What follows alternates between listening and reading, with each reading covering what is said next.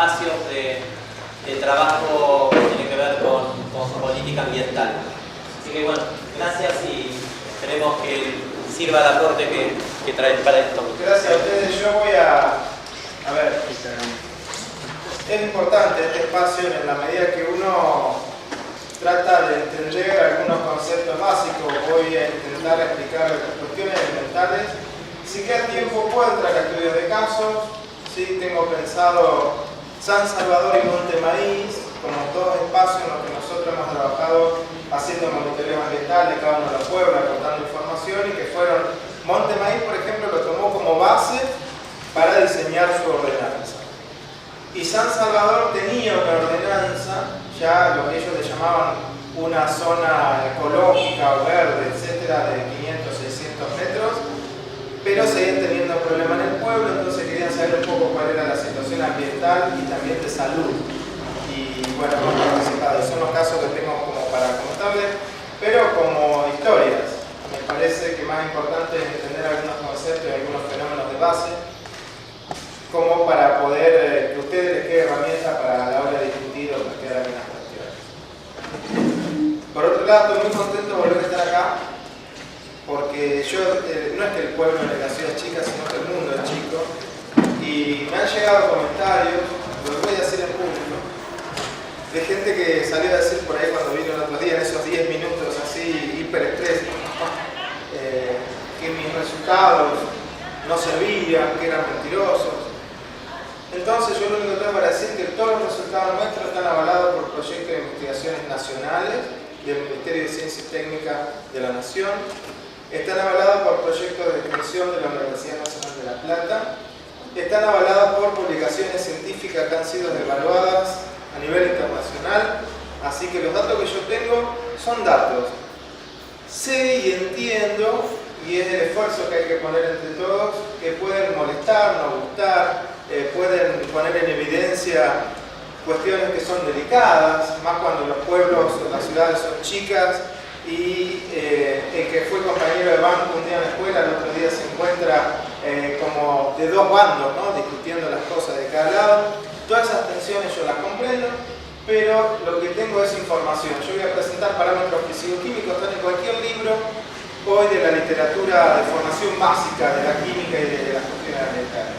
Así que bueno, les quiero decir que si alguno intenta y tiene ganas de seguir diciendo esas cuestiones, que me escriba, que me llame, yo no tengo problema, me voy a sentar a explicarles mano a mano todo lo que haga falta. Pero que hablar es gratis, y sabemos que es así, pero no siempre es constructivo. Bien,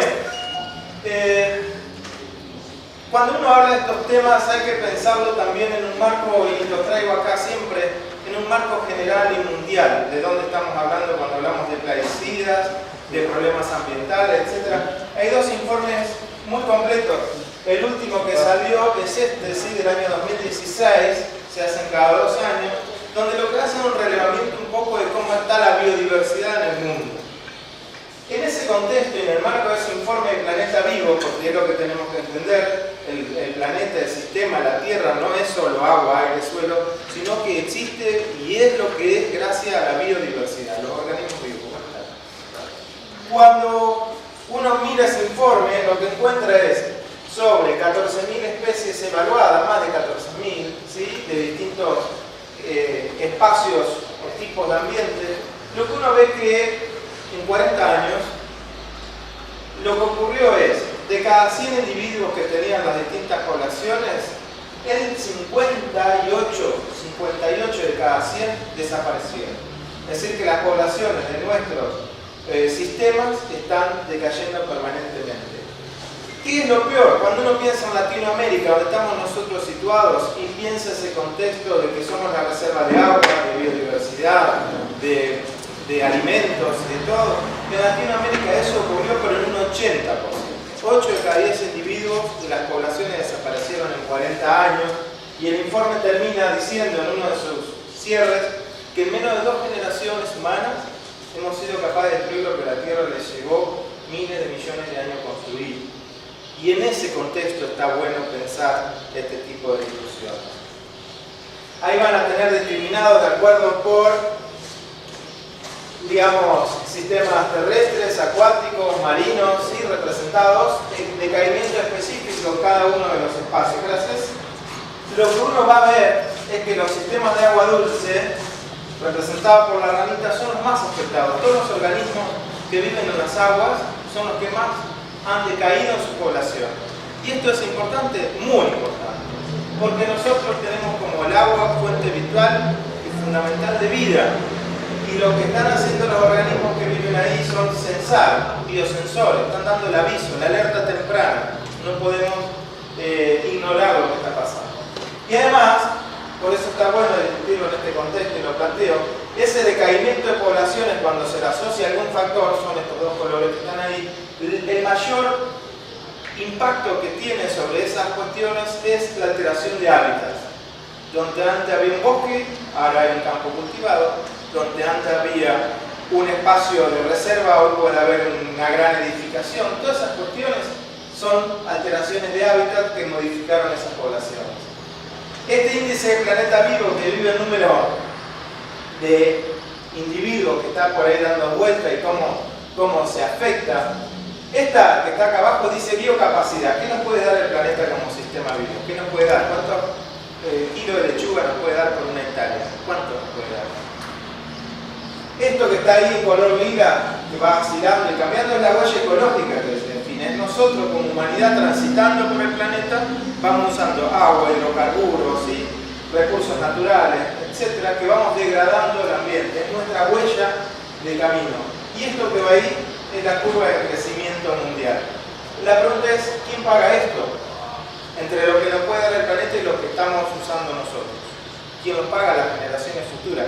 Seguramente, y es un concepto muy lindo, les gusta incluir en los escritos de los grandes lemas de las empresas, sustentabilidad para el futuro de las próximas generaciones. Mentira. Es marketing. Y está claro ahí. Si uno quiere garantizar sustentabilidad, tiene que estar pensando en sistemas de producción realmente sustentables. Y no son sistemas de producción extractivistas. Tienen que ser sistemas de producción que respeten y pongan en valor los bienes y servicios ambientales. Estoy hablando ahora de eso. Cuando eso se traduce en este tipo de historias, uno ve el año 2017, esto se corrió un poquito más, que desde el año 1970, si en un año el sistema nos puede dar tantos litros de agua por habitante, tantos gramos de carbono por habitante, y nosotros lo vamos dosificando a lo largo de ese año, salimos empatados. El año siguiente el sistema se regenera y nos vuelve a ofrecer ese servicio ambiental. Desde el 70 en adelante, con la revolución industrial, los sistemas de producción, etc., el único que viene perdiendo es el planeta. Venimos gastando de manera adelantada lo que el planeta nos puede dar. Cuando digo el planeta, digo los pequeños ecosistemas, ¿no? ¿Cuánta cantidad de agua extraemos de un lugar? La laguna, este lugar tiene una laguna. Bueno, este tipo de estudio hay que llevarlo adelante también la laguna. ¿Qué nos puede dar? ¿Qué estado tiene? ¿Cómo estamos haciendo uso de los bienes de servicio? ¿Cómo lo vamos a cuidar? ¿Cómo lo vamos a defender? ¿Cómo vamos a trabajar en la franja que rodea a la zona urbana? ¿Qué vamos a hacer ahí? Eso está hablando de bienes y servicios ambientales. Es el esfuerzo en llevar este punto para acá, para ir a un verdadero concepto de sustentabilidad. Que lo que nosotros hagamos y vivamos hoy no ponga en riesgo a las generaciones futuras. Y en ese contexto, me interesaba recorrer rapidito este camino, es pensar esto del tema de los sistemas agroproductivos, los cultivos, qué usamos, qué no usamos, cómo lo usamos, qué hacemos. Esta es la ventana de una casa rural, de una escuela particularmente. Y allá está el cultivo. A ver, modelo agroproductivo que tiene una serie de puntos fundamentales. Uno, semillas de base transgénica, que han crecido, empezando, ¿no?, como la que entró en el mercadito, 96-97 soja, y de ahí en adelante creció y saturó el sistema. Casi el 100% hoy de la Argentina se da con esa semilla transgénica. Le sigue el algodón, y ya de nuevo el algodón en el país. Todo transgénico, y ahí anda también el maíz para no quedarse atrás, no ser menos. Dice, yo acá estoy también, las acompaño muchachas. Soja, maíz, algodón puramente transgénico.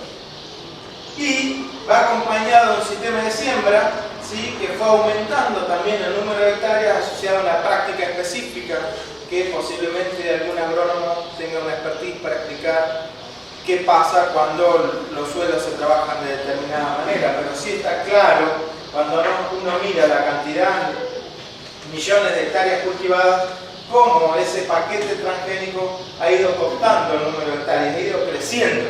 Y ese crecimiento ha sido a expensas de bosques nativos, de espacios que eran reservas naturales, de sistemas propios de históricos, montes, en Medellín de Santiago del Estero, con sus montes que tenían totalmente devastados, comunidades atropelladas, espacios donde antes había una actividad y otra. Ese modelo también tiene el otro pilar, uso de herbicidas. Esto yo lo muestro ahí porque es lo último oficial que tenemos. Cuando CASAFE se dio cuenta que tenía una pala y se echaba tierra para publicar a la buena, se están haciendo algunos amparos, algunas gestiones, para que el país vuelva a tener datos oficiales del uso de herbicidas. El último se publicó 2010, 2012, 2013, el último reporte que aparece, donde se dice que en Argentina se usaron en esa campaña 317 millones de litros o kilos de formulado. Yo digo el número, pero no me cuesta imaginarlo. Me cuesta imaginarlo.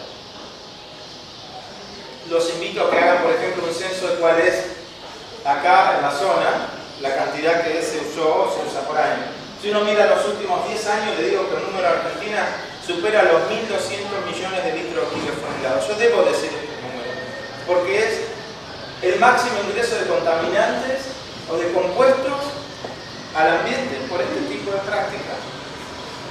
Cuando uno mira el escenario ambiental, este es un mapa de cultivo de soja de APRESID, no es un mapa de los ambientalistas. Este es un mapa por APRESID, que acá no lo tengo para no aburrirlo, pero si uno ahí le superpone el mapa de algunas malezas resistentes, entran a concordar.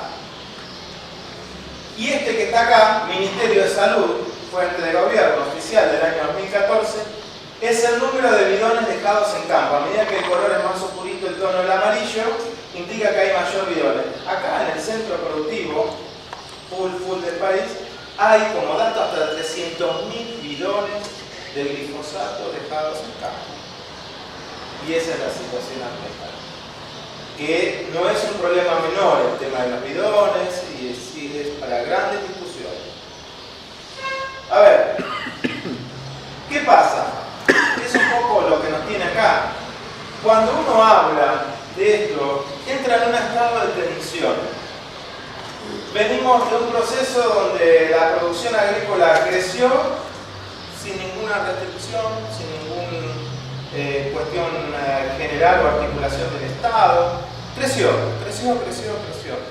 Y llegó un momento en que algunas cuestiones como problemas de salud, cuestiones ambientales, ¿sí? Las hojas de los árboles distintas, puede decirte alguien, otro te va a decir hay más casos de tal enfermedad, de tal otra, crónica, aguda, causa de muerte, genera una tensión, y esa tensión desemboca en lo que un conflicto, lo que nosotros podemos definir como un conflicto socioambiental. ¿Qué va a tener esta cuestión? Impacto negativo en la salud pública. Una cuestión de soberanía alimentaria, porque también hay que decirlo con todo el texto. Este tema de que la soja y somos el país que alimenta al mundo es mentira. Más del 60% de lo que se produce hoy en soja termina en combustibles o en alimentos balanceados en el exterior. Entonces, de alimento para el país es poco. Altera indudablemente las cuestiones ecosistémicas, también genera una ruptura económica. El pequeño productor ha sido totalmente devastado. Y lo digo como hijo de familias de productores, no es que me lo contaron, lo viví. ¿Sí?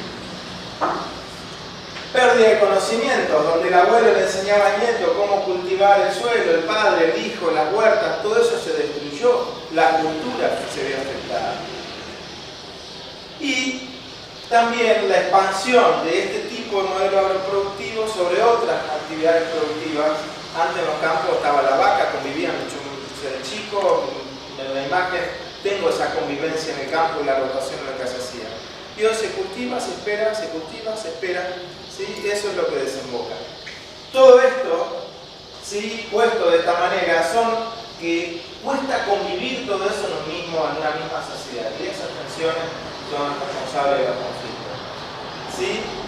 Conflictos, estas son imágenes que pueden de alguna manera representar, y van a aparecer acciones colectivas, como creo que es la que motoriza esta ordenanza que se está discutiendo por acá, y de alguna manera termina pareciendo, queda como que es una disputa, a ver como quién gana, cuando en realidad el objetivo, y eso tiene que quedar en claro, es que ganen todos, que por un lado se generen herramientas que promuevan la salud colectiva, el bienestar general, las cuestiones ambientales, y hay que acompañar a los productores. Herramientas de producción alternativa, asesoramientos, tiene que ir a una plataforma integral, y eso entonces ganamos todos. Ese tiene que ser el mensaje con este tipo de cuestiones. ¿Qué ocurre con las cantidades, estos millones de litros que entran al ambiente? Miren, a la hora de estudiar las cuestiones ambientales, uno va a organizar esto como hidrósfera, lo que ustedes conocen, el agua; atmósfera, el aire; biosfera, todo lo que tenga vida; geósfera, suelos, sedimentos; y antropósfera. Yo haría una pregunta, lo hago como parte de una de mis clases iniciales del curso: ¿dónde se ven ustedes? Y ahí es donde se suelen armar lindos debates, porque uno puede verse acá o acá, y yo les digo que pertenecemos acá, porque todos los factores ambientales y cuestiones que afecten a cualquier organismo terrestre o acuático marino nos va a afectar a nosotros, porque somos vida, estamos ahí. La antropósfera fue armada como una esfera que tiene todas las actividades humanas metidas ahí, que de alguna manera interacciona con todas las demás. Esto que está representado con una estrella, es las interacciones entre cada una de las esferas. Y la especialidad que manejamos nosotros en el grupo de trabajo, la química ambiental, trabaja discutiendo aspectos propios de cada una dentro de las esferas y cómo se vinculan entre ellas. Así que uno está pensando que tira un plaguicida acá, y qué va a pasar con todo este movimiento a través de las esferas. Y eso es lo que nosotros definimos como dinámica ambiental de plaguicidas, el movimiento de los plaguicidas en el ambiente. También mucho tiempo se habló, bueno, el glifosato vuelve a aplicar, y a ver, yo he hablado con muchos ingenieros agrónomos, no es de mala fe, es lo que le dijeron, es lo que las empresas que comercializan, que sí lo sabían, esas sí sabían qué es lo que pasaba, convencieron y articularon, y los ingenieros agrónomos se formaron mucho con el concepto de que el glifosato tocaba el suelo y se quedaba ahí, no se movía, o tocaba el suelo y se degradaba, y así nos llevaron a los escenarios ambientales que tenemos de glifosato persistente a lo largo y ancho del país. Cuando uno habla de esa dinámica ambiental, va a tener propiedades físico-químicas. Propiedades físico-químicas básicas: solubilidad de un compuesto en el agua, si tiene presión de vapor, digamos, si tiene la capacidad que la molécula puede pasar el estado gaseoso y movilizarse, si hay una constante muy linda y es fundamental, que se llama, no tengo un pizarrón, pero ustedes van a imaginar, KOW, de octanol agua. Miren, si yo a este vaso le pongo un poco de aceite, son dos líquidos invisibles, y le tiro una sustancia y lo agito, al rato se van a separar las fases, y la sustancia, depende si le guste más el aceite, va a ir el aceite; si le guste más el agua, se queda en el agua. Si ahora saco el aceite y ahí pongo octanol, que es una molécula, una sustancia modelo, el octanol modela, es un líquido que modela el tejido lipídico nuestro, ¿sí? Nuestras grasitas. Conmigo tendría bastante para hablar. ¿Sí? Tiene esa particularidad de la molécula. Entonces, yo pongo octanol con agua, tiro la sustancia, agito y dejo que eso se reparta. Si a la molécula le gusta el octanol, se dice que es una molécula hidrofóbica, que una molécula que se ingresa a mi organismo se va a acumular en el tejido graso y posiblemente me acompañe un buen tiempo. Si una molécula hidrofílica le gusta el agua, no le va a gustar el octanol, y eso va a implicar que, por ejemplo, lo voy a tener en mi sistema circulatorio. También va a hablar de los órganos Target. si va a tener un mecanismo donde yo me la voy a tratar de eliminar por orina, ¿sí? O por degradación hepática, ¿sí? También un poco. Y del tipo de patología derivada asociada que me puede llegar a traer. Propiedades fisicoquímicas. Esas propiedades fisicoquímicas son propias de las moléculas. No importa dónde estén, cuándo, cómo, dónde, son exclusivas de la molécula. Modo de aplicación. Mosquito, mochila, regadera, avión, boquilla más grande, más chica, distinta presión. Modo de aplicación. Características del entorno. Verano, invierno, mañana, tarde, viento de tal velocidad. Va a ocurrir en simultáneo en todos estos fenómenos. Si entra a la atmósfera, puede pasar. Ya después me voy a detener específicamente en la deriva, porque es un tema. Si entra a la atmósfera, puede pasar el agarre del sol, la degrade. Puede pasar que sea una partícula dando vuelta, se pegue a la partícula porque le guste y viaja a través de la partícula. Puede pasar que se seque y quede formando un aerosol en el aire, ¿sí? Pequeños aerosoles. Puede pasar que si llueve, es lo que se llama depositación vía húmeda, ¿sí? La gota de lluvia que viene viajando en la columna de aire va a ir solubilizando los plaguicidas que estén hasta depositarlo en la superficie del suelo. Va a caer al suelo. Miren, hoy no hay prácticamente suelo del país que no tenga glifosato. Por ejemplo, un nivel de base, estamos hablando de 50 microgramos por kilo, no importa, son unas 100 veces menos que un campo de cultivo con buena práctica. ¿Pero por qué? Por el transporte atmosférico. Es uno de los principales formas o mecanismos de transportar plaguicidas de manera muy eficiente. Después, que se produce ese fenómeno que podríamos pensarlo asociado a la deriva primaria, el primer punto de ingreso de plaguicida. Una vez que está sobre el suelo, sobre las hojas, puede revolatilizarse y hay un concepto fundamental. Cuando uno se pone el perfume a la mañana, en el momento que se lo aplica, si alguien está cerca, se corre porque le llega todo el spray. Esa debería ser la deriva primaria, la del momento. Y sin embargo, a veces uno va caminando por la calle y pasa alguien y dice, wow, qué lindo perfume que tiene. Y esa es la deriva secundaria. ¿Sí? El proceso de reemisión de moléculas que están en una superficie y tienen la capacidad de pasar a la fase gaseosa y moverse libremente por el aire. Y ninguno, obviamente, ese segundo fenómeno es totalmente incontrolable. Una vez que cae al suelo, puede tener distintos fenómenos como adherirse al suelo, interaccionar, traslocarse desde el suelo y ser incorporada por las raíces a los distintos productos, frutos. Puede movilizarse a través de la estructura del suelo y llegar al agua subterránea, al agua de consumo. El otro mecanismo puede ser depositación vía seca, que tenemos muchos estudios y es muy importante. ¿Quién no ha visto tierra en el patio, en los muebles de la casa, ese polvillo que se deposita sobre la superficie? Y eso es partículas que vienen viajando hasta kilómetros, decenas de kilómetros, ¿sí? Que viajan y en algún momento una partícula está en el aire porque tiene la fuerza de la gravedad, que nos mantiene a todo casi estadito y estable, hacia abajo, y la otra es el empuje del aire que la mantiene en equilibrio. Cuando va creciendo de tamaño en el aire, crece, empieza a decaer, deposita en un lugar. Eso es la depositación vía seca y es la famosa tierra, polvillo, ¿sí? Así que si no llueve, vamos a tener más. Si llueve, la atmósfera va a estar más lavada, menos cargada, el suelo más estable. Esos son, de nuevo, no estamos controlando nosotros esas cuestiones. Tipo de derivas, bien, se lo explicaba hoy, estos son ejemplos. Deriva primaria, la aplicación, la microgota que sale del sistema y puede viajar formando aerosoles, formando spray, que indudablemente va a depender del tamaño de la gota, la boquilla, las presiones, los coadyuvantes, que a veces se definen como antiderivas, y agentes químicos que tienden a ayudar a que la gota viaje en menos distancia y caiga más rápida. Ya vamos a hablar. velocidad a la que va recorriendo el sistema de aplicación. Son dos factores que dependen de esa deriva primaria, el primer ingreso. El segundo, que es que no hay forma de controlar.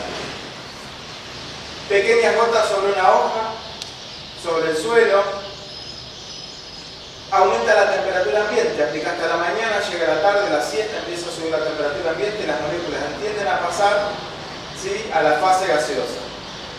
Viene vientos, ¿sí?, ahora horizontales, y eso empieza a movilizarse. Y ya, como decimos, deja de ser un problema del campo y empieza a alcanzar a las grandes ciudades. Como tengo algunos datos para mostrarles que eso ocurre. No es una hipótesis, ocurre, está demostrado.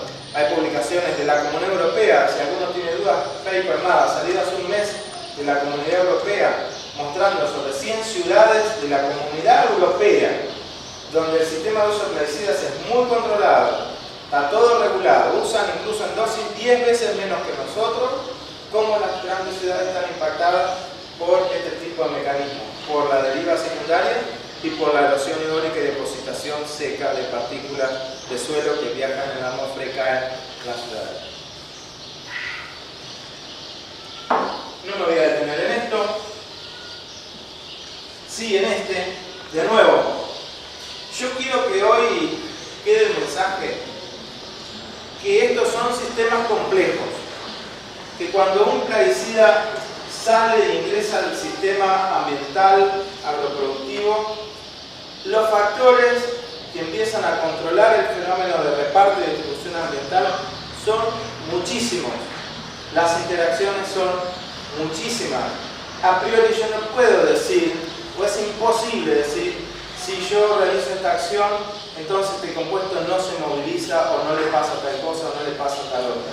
Verán que todos los gráficos que tengo para mostrarles son todas interacciones, y piensen que yo no puedo decir si este agua va a correr para allá, para acá, las pendientes de los terrenos lo van a hacer. Si quiero a la mañana que haya o no haya viento, si al otro día quiero que ahora la condición climática sea tal, sé lo que me van a decir, sí, pero yo lo puedo decidir, miro el pronóstico, todo eso es válido, pero es pronóstico, no es realidad. El otro día aparece una lluvia imprevista, aparece un viento imprevisto, todo lo que puede darse en agua, ¿sí? Ahora vinculado también a los sedimentos de fondo, donde vean muchas flechas es porque ocurren muchos fenómenos a la vez que lo regulan estas constantes que yo les digo: solubilidad, presión de vapor, KW, estabilidad química de la molécula en el agua, en el aire, fotoquímica.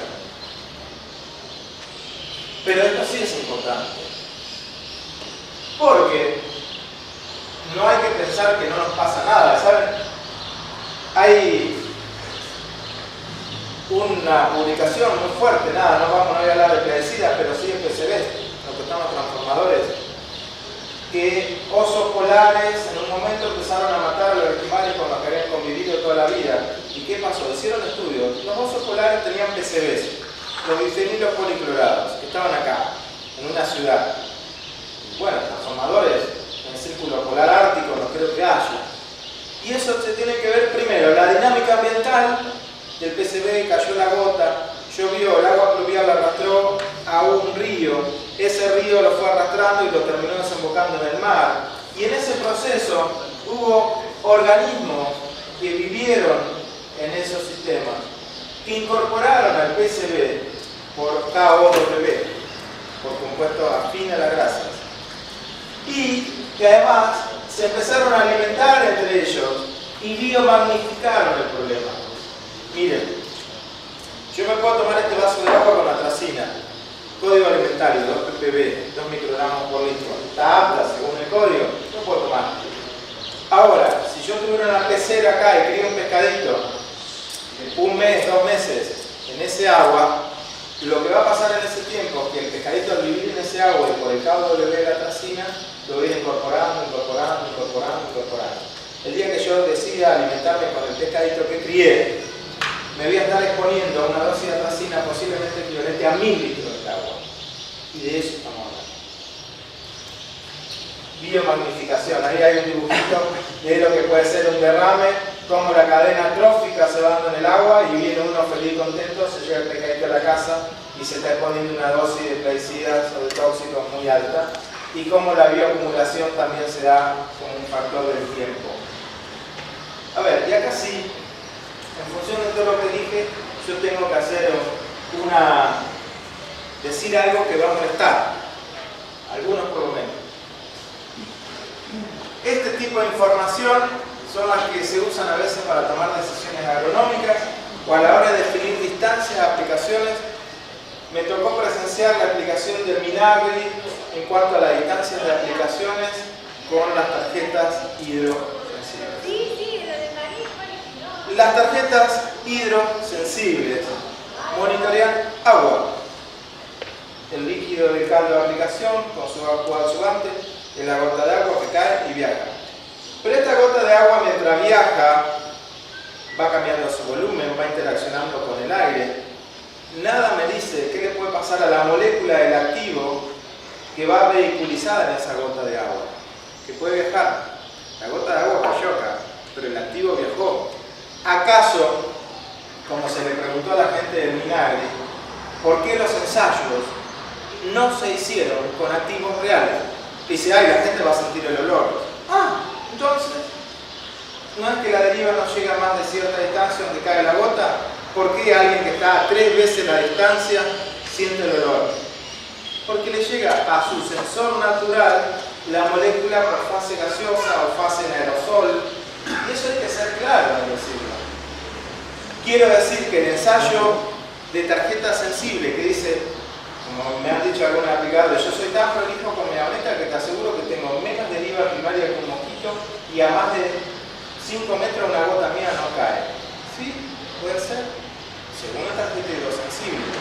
Pero nada quita que alguien que esté a 50 metros sienta el olor, consecuencia de la presión de vapor de las sustancias incorporadas. Y lo debo decir también, que me parece una atrocidad que hoy se sigue usando en Argentina el 2,4-D éster, que es hipervolátil, tiene efecto en salud el 2,4-D tremendo. Y además es peor cuando empiezan a hablar de las formulaciones sin olor.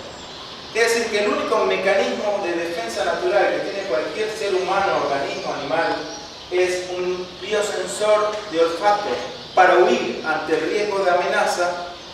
Ahora le vamos a formular sin olor, es decir, que vamos a estar respirando libremente el plaguicida, que por lo menos en una escuela rural se sienten el olor, los maestros encierran a los chicos, ponen la ventana, la mamá puede decir, bueno, me voy al pueblo unos días hasta que pase la aplicación. Todos esos mínimos mecanismos de defensa de salud que hoy existen dejarían de existir con las nuevas formulaciones sin olor. Bien, en números generales de lo que pasó es que la superficie, digamos, sembrada aumentó, ¿cuánto? Un 64%, porque eso también hay que entenderlo. Que lo que es esto en total país, específicamente maíz y soja, un 204%. ¿Quién perdió los bosques nativos? Córdoba dio una batalla y está dando una batalla muy fuerte por los poquitos bosques nativos que le quedan a la provincia de Córdoba, para que este sistema de producción no se lo lleve el puesto también. Pero ¿qué pasó? Acuérdense, 64, 200%.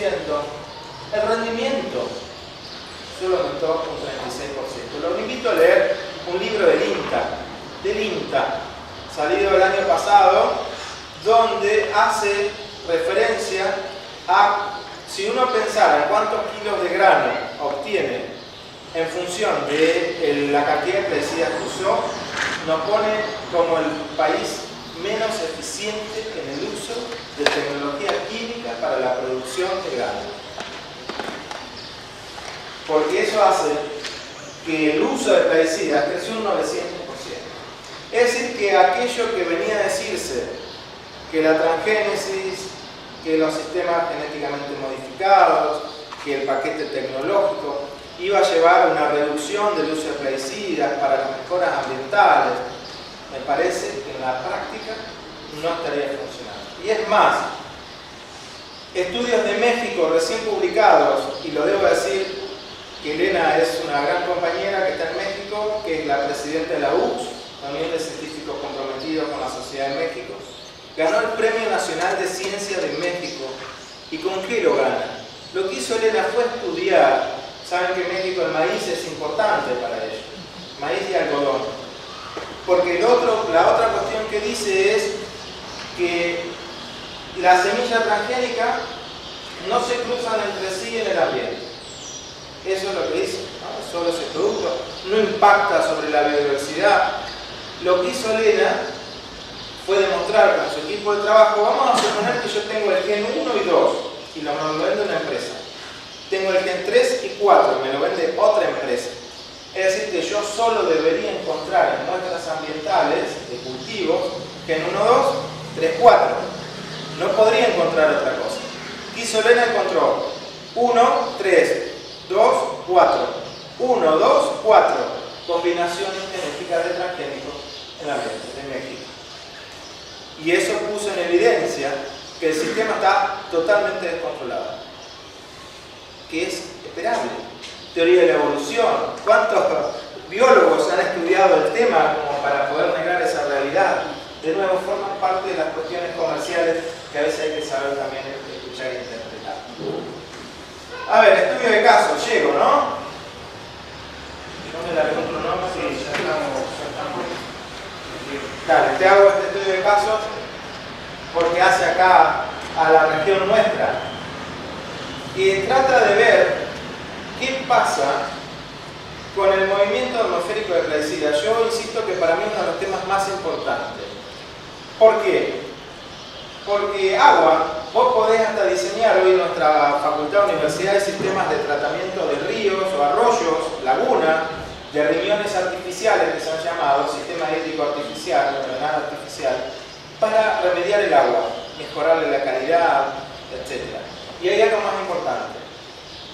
Si el agua, vos no estás convencido del agua que te proveen, vos podés decidir si vas a tomar agua de botella, de vidrio, de plástico que marca, si la vas a pasar por un filtro, si la vas a... Todas esas decisiones las podés tomar. Pero si vas a respirar o no, no lo podés decidir.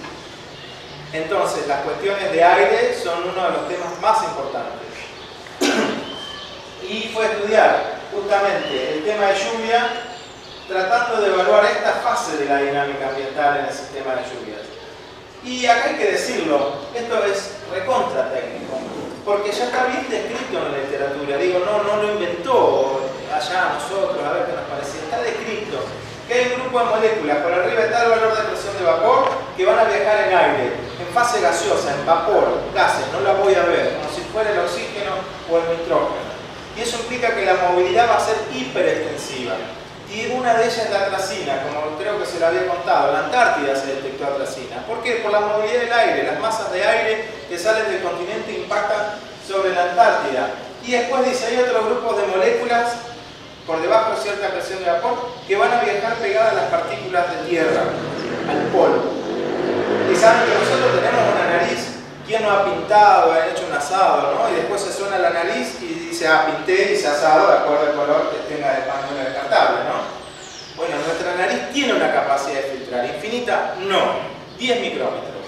Todas las partículas por debajo de los 10 micrómetros empiezan a impactar nariz, laringe, hasta que las menores a 0,49, 1 micrómetro, directamente van al pulmón. Y no solo que van a generar una obstrucción física una vez que llegaron, ahí están, sino que cuando estén en el pulmón, nosotros respiramos y tenemos una presión fuerte de gases en el pulmón. Va a haber una desorción desde las moléculas, desde la partícula a la fase gaseosa pulmonar. Atraviesa membranas pulmonares, efecto en salud, circula por corrientes sanguíneas.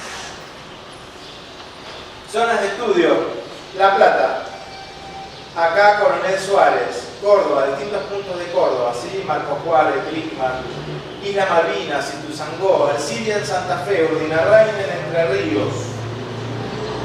Hicimos una zona más o menos de unas 130 muestras de agua de lluvia, no fueron 2, 130. Y lo que se ve que en 112 de los casos fue positiva para glifosato en esas regiones de estudio. 112 para AMPA, 112 para atracina, eso es el 90% de las muestras. 9 de cada 10 muestras de lluvia tenían esos plaguicidas juntos. menor frecuencia de detección para plaguicidas como el 2,4-D, el clorimurón, que también es otro que estuvimos estudiando. Pero bueno, estos tres son conocidos: glifo, atracina y 2,4-D se los conocen. A ver, miren esto que es muy interesante. Esa capacidad y esas veces que aparecían positivas las muestras, después de un trabajo estadístico muy fuerte, vimos que tenían que ver con la presión de vapor, si la molécula le gustaba ir al aire o no lo controlo, su identidad. Y el KW, es decir, que el KW me decía si la molécula le gustaba irse al aire o quedarse pegada también a la partícula. Quiero mostrarlo porque esto implica que la probabilidad de encontrar esas moléculas en una gota de lluvia depende de propiedades propias de la molécula. Yo no las controlo. Y miren, esto es muy interesante. Cuando uno el circulito, ¿sí? El circulito está mostrando la concentración media. Esto es zona desde acá. Si ven que los círculos aumentan hacia el interior del continente, digamos de la parte continental argentina, y tiene que ver con la dinámica de lluvias. En el año que hicimos el muestreo, en esta zona llovió mucho más que en estas, y además les cuento que desde acá hasta acá hay diferencia estadística significativa. Digo, no es que me parece, sí parece un poquito más grande, parece un poquito más chica. No, la estadística con métodos computacionales de análisis nos está diciendo que esos puntos son distintos. ¿Y por qué son distintos? Por las dinámicas de lluvias. Quiero decir que si toca un año seco, tenemos mayor erosión eólica, todas estas cuestiones que uno entiende, pero además, al llover menos, la atmósfera se carga más y vamos a tener mayor concentración en cada gota de lluvia a la vez que caiga. Dale. Mientras que la atracina, por ejemplo, para el glifosato, la atracina no se ve que haya diferencia estadística, y eso tiene que ver con que el glifosato sí viaja asociado a partículas finas y por lo tanto la distancia de impacto es corta. Por eso está bueno definir una distancia con algún criterio. Lo que se emite tiene alcances cortos, 500 metros, 600 metros. Coti, allá estamos trabajando, ¿cuánto es el impacto? Más o menos, sí, de las partículas que se emiten desde un campo hasta una zona de control que llegan, mientras que la atracina, como viaja en fase gaseosa, se moviliza de manera uniforme y homogénea. Tengo material particulado segmentable. El material particulado de estas tierritas que yo les decía. Lo que quiero mostrar del material particulado es esto. Saben que el material particulado, que uno lo puede asociar con partículas de suelo que se volatilizan, se detectó ahora estos compuestos en el 100% de las partes. Todas ciudades urbanas rodeadas por producción agrícola característica, implica que el aire, las partículas atmosféricas de las distintas ciudades estaban relacionadas con la producción de los campos aledaños. Por lo tanto, en todas las muestras se encontró presencia máxima de glifosato y AMPA, mercado, uso, CO2,4-D, clorimurón. Después la atracina. Fíjense que ahora la atracina es la última. ¿Por qué? Porque no va a estar en las partículas, va a estar en las fases gaseosas. Bien, con esto tengo ahí 2 o 3 casos más, pero no vienen a la cuestión. Yo lo que me interesa, así como cuestiones fundamentales, es: tenemos no ya ni una ciudad ni una provincia, sino un planeta que no da para más. Como seguimos, no da para más. Usted le ve pasando cuando está pasando con calidad de agua a sus lagunas, sus ríos, arroyos y todo. Antes veía más sapitos, ahora no hay más ninguno. Antes yo iba y una tarde me traía un balde de pescado, ahora traigo 3 pescaditos solos ahí sueltos. A ver, todos esos son indicadores de que algo está pasando. La dinámica, el ingreso, digamos, de plaguicida en términos generales escapa a la imaginación nuestra. Se ha naturalizado, se ha venido a un sistema que se explotó más allá de los organismos de control. El Estado nunca generó una herramienta eficiente de monitoreo ambiental, de reglamento de salud. Nunca lo hizo.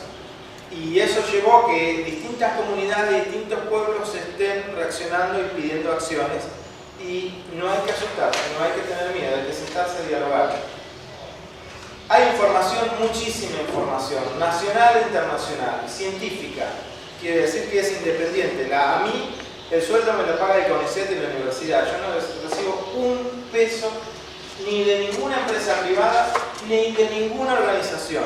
Yo hoy estoy acá tratando de aportar la información que tengo. Yo el mayor expectativa, esperanza tengo es tanto de este pueblo, de esta ciudad, como tantas otras, logren una ordenanza que realmente trate de poner el valor salud y ambiente sobre la mesa, pero sin descuidar tampoco las actividades productivas que hacen a la economía regional, el famoso concepto de economía regional, para lo cual hay que pensar herramientas y estrategias, pero yo les debo decir, en función de la información que tengo en salud y en ambiente, que esta forma de producir hasta el borde de los lugares